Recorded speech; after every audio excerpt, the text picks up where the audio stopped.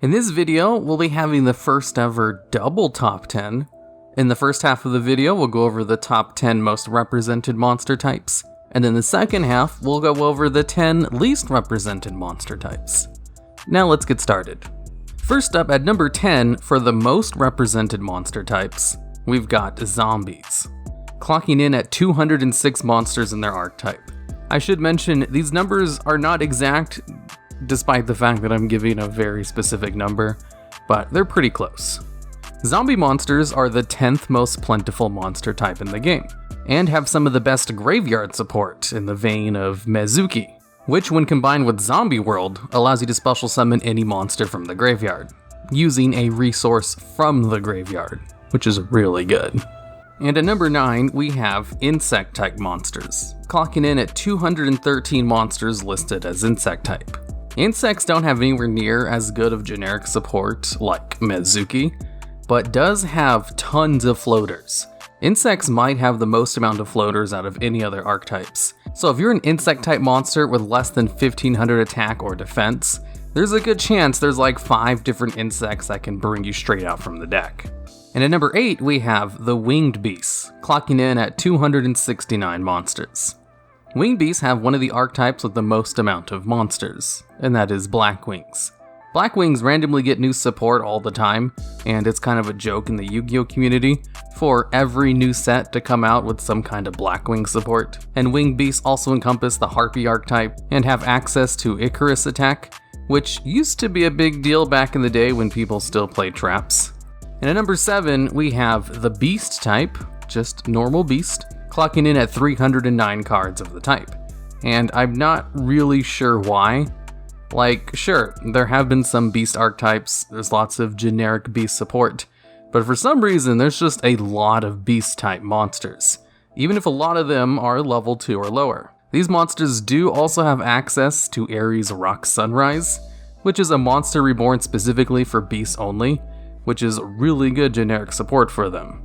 And at number 6, we have fairies, clocking in at 401 monsters of their type. Now, fairies make kind of more sense than beasts for having so many cards, because usually if Konami releases any kind of angel-like card, they call it fairy type, and angel-like creatures are very prevalent in fantasy, so it's easy to see why there's so many of them. And at number 5, we have the complete opposite of fairies, and that's the Fiend type, clocking in at 640 monsters. Over 200 more monsters than fairies. In fact, there are more Fiend-type monsters than Fairy-type monsters than there are Zombie-type monsters in the game. To give you an idea of how many Fiends there are, which, just like fairies, makes perfect sense. Fiends is basically what they call monsters, which are supposed to look like devils and demons, which is incredibly common in fantasy-like media, and usually shows up much more often and varied than angels do. There's just more different and unique ways to draw demons than there are fairies. And there have been many good archetypes completely dominated by Fiend-type monsters in the past. And Fiends are swamped with a plethora of support. And even then, they're only the 5th most numerous. And at number 4, we have the Dragon type, clocking in at 551 monsters. Honestly, I thought dragons would be a little bit higher on this list, considering just how many people love dragons. But then I remembered just how few dragons there were in the first set of YuGiOh, because of how badly I wanted to play a dragon-only deck back then, and I just couldn't find enough cards to fill it out. Of course, nowadays there's lots more dragons than there used to be, and dragons are a very popular card for extra deck monsters, and Dragon Rulers is probably some of the best support for a monster type ever released. That's currently banned. But even then, dragons have tons of support, where making a card dragon type honestly gives it a little bit of an edge over other cards, because of stuff like Dragon's Ravine, Return of the Dragon Lords, and Red Eye's Darkness Metal Dragon. And at number 3, we have Spellcasters, clocking in at 578 monsters. Seeing as the main character of the first YuGiOh anime had a Spellcaster as his main boss monster, Spellcasters being this high on the list is kind of a no-brainer. And there's so much support for spellcasters that, just like dragons, being a spellcaster is kind of a bonus. Kind of. They don't have a good generic searcher, and a lot of the support requires you to make decks around it, or only supports very specific types of spellcasters, like Dark Spellcasters or Wind Spellcasters, etc. So honestly, it might be a little bit better to be Dragon type, despite how much Spellcasters there are and how much support there is for them. And at number 2, we have Machines, clocking in at 767 monsters. There are a surprising amount of machines, and a surprising lack of generic machine support, which kind of baffles the mind when you see just how many machine-type monsters there are. But the main reason there's so many machine-type monsters is because if they wanted to make a race of monsters that looked even a little bit metallic, they would just make them machine-type, before Psychic and Cyberse-type monsters were added to the game anyway. Although, despite the massive amount of machine-type monsters in the game, being a machine type is honestly kind of a detriment, because there is really good machine counter cards in the game, like some of the Cyber Dragon fusions and the spell card System Down. One of the few cases where the archetype having so many cards kind of works against it. And at number 1, we have the Warrior type, clocking in at 891 monsters. Warrior type monsters have more monsters in their archetype than the bottom 9 least represented monster types in the game combined. There are so many warrior type monsters because whenever Konami wants to make a new race for an archetype that look vaguely like humans, they get slapped with the warrior tag. Warrior type is basically human type, and there's lots of humans. And being the most plentiful type of monster in the game, there's also a lot of support for warriors, to the point where the generic searcher for warrior types, reinforcements of the army, is limited on the ban lists, whereas better search cards like Fossil Dig are unlimited with no such restrictions. And that's because there's so many more targets for reinforcements than there are for Fossil Dig.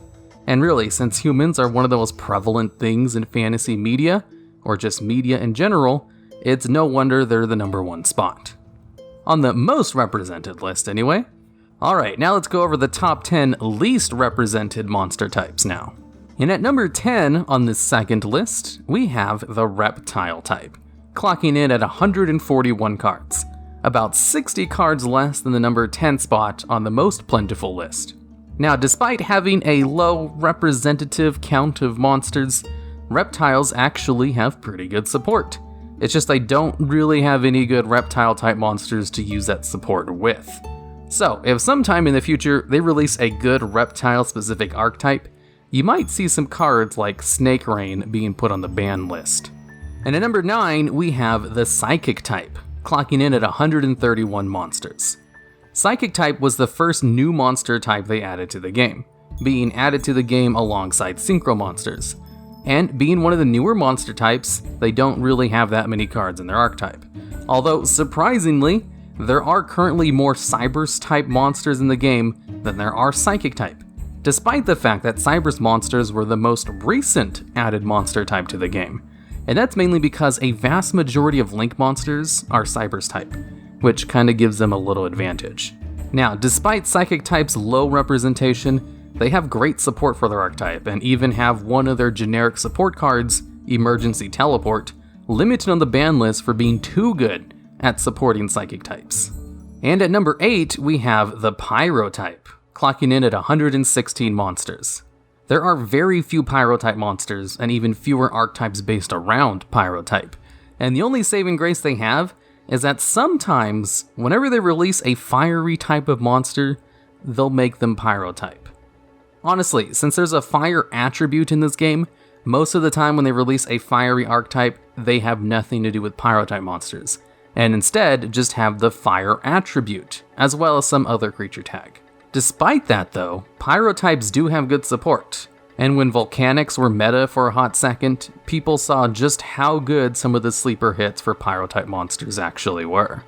And at number 7, we have Thunder type, clocking in at 111 monsters.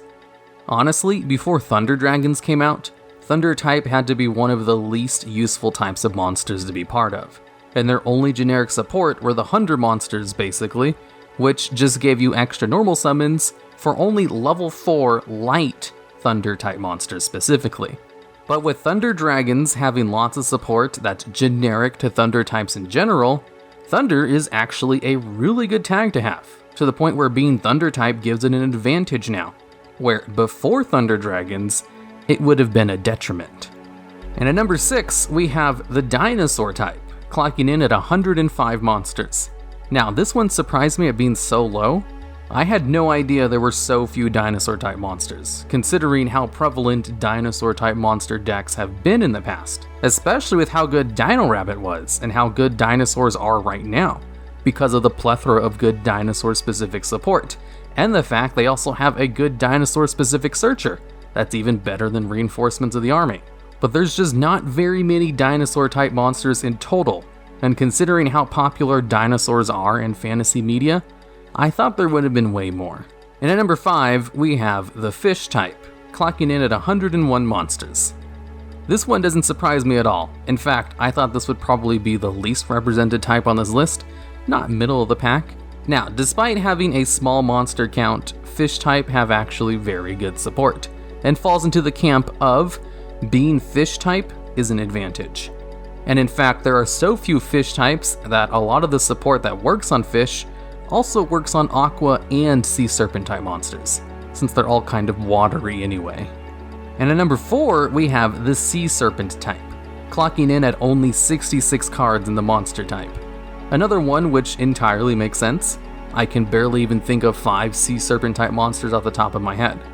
Now, despite the very small amount of Sea Serpent type monsters, they fall into the camp of having good support, mainly because a lot of its support works on 3 types of monsters: Aqua, Fish, and Sea Serpent, but also because Sea Serpents have the Atlanteans, who are the ultimate water type support monsters, and Deep Sea Diva, who's such a good Sea Serpent support card that it's currently limited on the ban list. Now, the main reason there's so few Sea Serpents is because they generally use Sea Serpent types for big boss monsters only. And at number 3, we have the Wyrm type, clocking in at 63 monsters. Worms were the second new monster type added to the game, and are supposed to be like a mythical dragon or something. Basically, if they want to release a new dragon type monster, but don't want to give it the advantage of having the dragon type, they just make it worm type instead to balance it out. Which is why I think they added this monster type to the game, as otherwise it doesn't really make any sense. And since there are so few worm types, basically all of the archetypes that are worm type specifically is generally generic and works on all other worms, making it actually a pretty good monster type to be part of, but not as good as dragons. And at number 2, we have the Divine Beast type, clocking in at only 5 monsters with this monster tag. This monster tag was created purely for lore reasons and wasn't really needed. You see, in the anime, all the god cards were divine type, which made them better than normal monsters. But in the real game, the god cards are basically just regular monsters that are hard to bring out. Their typing is more of a flavorful thing, and since only one archetype in the game has this monster tag, nearly all of the god cards support cards specifically mention either the divine attribute or the divine beast type, as it's just easier than trying to mention the god cards by name.